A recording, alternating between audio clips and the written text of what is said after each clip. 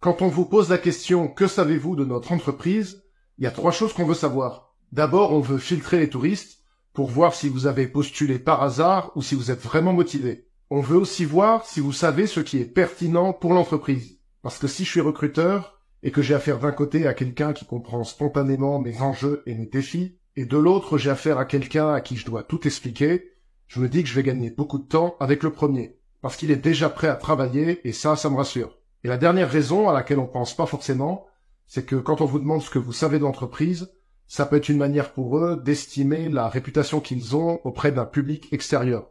Du genre, on va voir quelle image les gens ont de nous. Je vais vous dire les 2 types d'informations que vous devez absolument avoir en tête avant d'aller en entretien.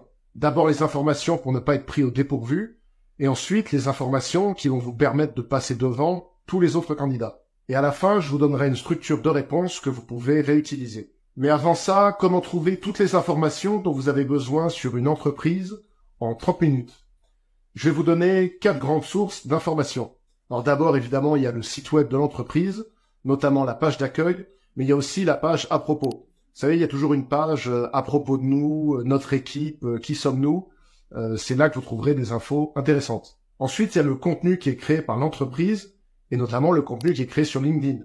Alors sur LinkedIn, il y a une page entreprise que vous devez aller voir, mais il y a aussi la page, le compte professionnel de tous les membres de l'équipe. Ça peut être intéressant de voir ce qu'ils partagent, ce qu'ils commentent, ce qu'ils aiment, les informations qu'ils relaient, les comptes qu'ils suivent. C'est intéressant d'aller voir ça. Alors ensuite, il y a tous les réseaux sociaux de l'entreprise, il y a le blog de l'entreprise, il y a la newsletter aussi de l'entreprise. Si votre entretien arrive dans 2 ou 3 semaines, vous avez peut-être le temps de vous inscrire à leur newsletter pour voir ce qu'ils publient. Il y a aussi les interviews des membres de l'équipe. Peut-être qu'ils ont donné des entretiens dans des médias spécialisés, dans des podcasts. Ensuite, le document clé que vous devez absolument consulter, c'est le rapport d'activité, ou le rapport annuel. C'est là qu'il y aura toutes les informations clés de l'entreprise, et c'est là aussi que vous verrez l'image que la direction veut renvoyer auprès du public. Vous avez aussi les bilans et les publications financières à destination des investisseurs ou des actionnaires. Ensuite, il y a l'information externe. Donc ça, ce sont les contenus qui parlent de l'entreprise, que ce soit dans des médias grand public ou dans des médias spécialisés. Et pour les petites entreprises, il y a quelque chose qui est intéressant, c'est le site Papers, où là, vous aurez toutes les informations légales de l'entreprise. Notamment, vous aurez ses filiales et vous aurez ses actionnaires. Et enfin, la dernière source d'information, ce sont les salariés eux-mêmes. Peut-être que vous pouvez contacter un ou plusieurs membres de l'équipe pour avoir des informations de l'intérieur. Vous pouvez leur demander des précisions sur l'équipe, sur l'organisation interne, sur les besoins prioritaires du moment, ou des conseils pour quelqu'un qui voudrait travailler chez eux. Mais quelle information chercher exactement? Alors il y a 2 types d'informations.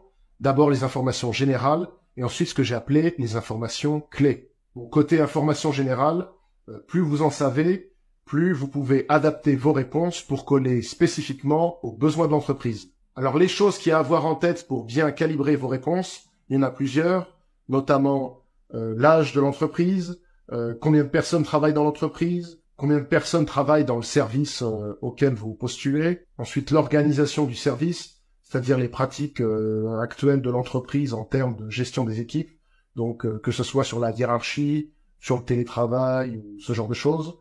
Il y a le modèle économique de l'entreprise, donc comment est-ce que l'entreprise gagne de l'argent. Il y a le maillage territorial aussi, ça c'est quelque chose qui est important, les implantations de l'entreprise sur le territoire.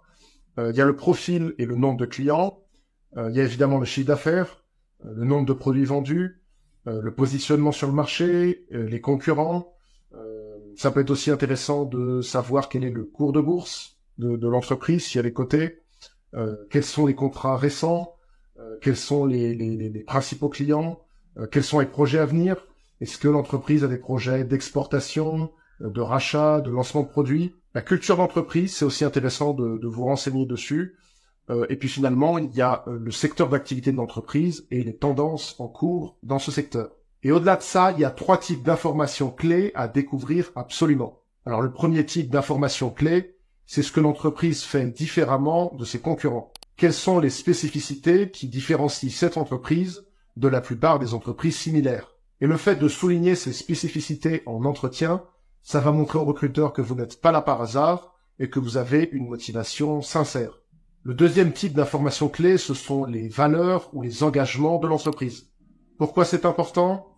Eh bien parce que ces engagements, ils font souvent la fierté de l'entreprise. Et connaître les fiertés, c'est utile si on veut utiliser la flatterie. Et en vrai, peu importe si les valeurs de l'entreprise c'est du baratin, moi je vous conseille quand même de les mentionner, surtout si vous avez des entretiens avec des membres de l'équipe qui sont haut placés. Parce que le blabla sur les valeurs, bon souvent c'est du vent et les salariés le savent très bien, mais plus on monte dans la hiérarchie, plus on est attaché à ce blabla sur les valeurs, plus on a envie d'y croire. Parce que plus on a de responsabilité dans une entreprise, plus l'image de l'entreprise fait partie de l'image de soi. Donc pour repérer les valeurs, c'est facile, repérer les messages récurrents. Est-ce que dans sa communication, l'entreprise insiste souvent sur le fait qu'elle est solidaire, responsable, innovante, engagée, dynamique, au service de ses clients, etc.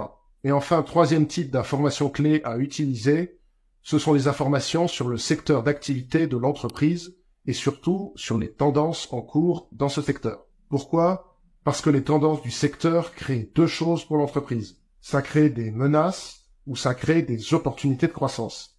Et ça, c'est essentiel. Si dans votre discours, vous arrivez à spontanément montrer que vos compétences vont permettre à l'entreprise soit d'éviter une menace, soit de saisir une opportunité, vous allez gagner des points.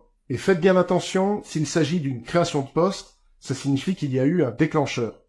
Un déclencheur, c'est-à-dire qu'en interne, il y a un moment où l'équipe s'est dit « on a besoin de quelqu'un ».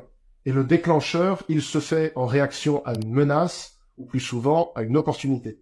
Et ça, c'est très stratégique. Vous devez comprendre rapidement et en détail quel est ce déclencheur. Par exemple, le déclencheur, si c'est éviter une menace, ça sera par exemple le fait qu'il y a eu une nouvelle norme, et du coup, on a besoin d'un juriste pour éviter des sanctions ou des amendes. Ou alors, si le déclencheur, c'est de saisir une opportunité de croissance, c'est peut-être que l'entreprise veut se développer dans un nouveau secteur. Par exemple, ils veulent se mettre à l'e-commerce, et ils ont besoin d'un expert en logistique. Ou alors, ils veulent toucher une nouvelle clientèle, par exemple la clientèle des seniors, et ils ont besoin de quelqu'un qui connaît bien ce public-là. Ou alors, ils visent un nouveau marché, par exemple le marché européen, et ils ont besoin de quelqu'un qui a une expérience à l'international.